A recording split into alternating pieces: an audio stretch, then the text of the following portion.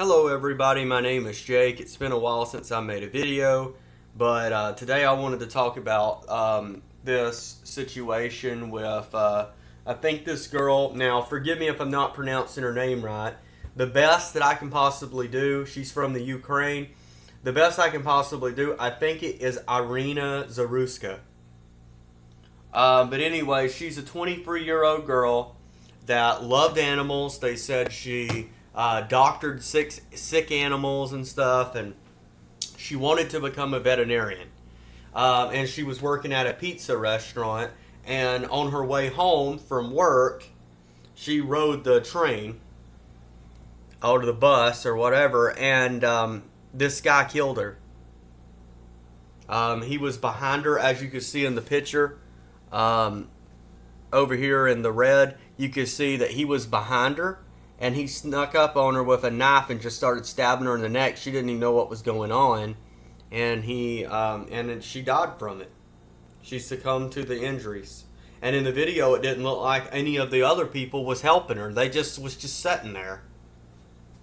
But yeah, she died because of that. And this guy right here was a 14-time criminal. All right. Now this happened in North Carolina, in Charlotte. This guy was a 14-time criminal. 14-time criminal.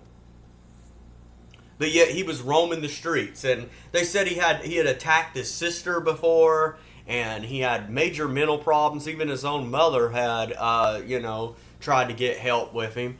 And they said, well, he has mental health struggles. And it's like, look, if your mental health issues are so bad that you are a danger to society, then you shouldn't be on the street. So this mental health excuse that everybody makes, that's not an excuse for murdering somebody. Now this girl was from the Ukraine. Her and her family had moved over to the United States in order to escape the Ukraine-Russia war. To get away from the violence. And she comes over here in the United States, coming home from work, gets on this bus or train or whatever it was, and gets stabbed in the back of the neck and murdered by some lunatic.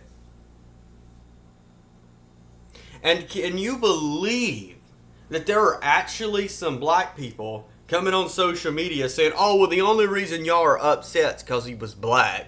Or the only reason y'all are upset is because she is white. And it's like, really? Now, I knew that sometimes these guys get a little bit low when it comes to making their arguments, but this is a little bit too low, even for them.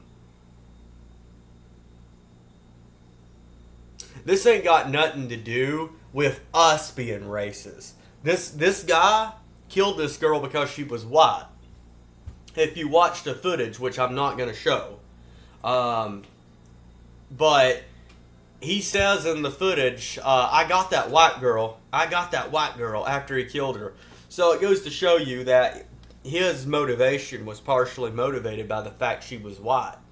So he was the racist, not us. And it's not racist for white people to call out black people when they're doing wickedness. The Bible tells us not to show partiality towards people. We're not supposed to discriminate towards people for their race, but we're also not supposed to show partiality towards people for the race.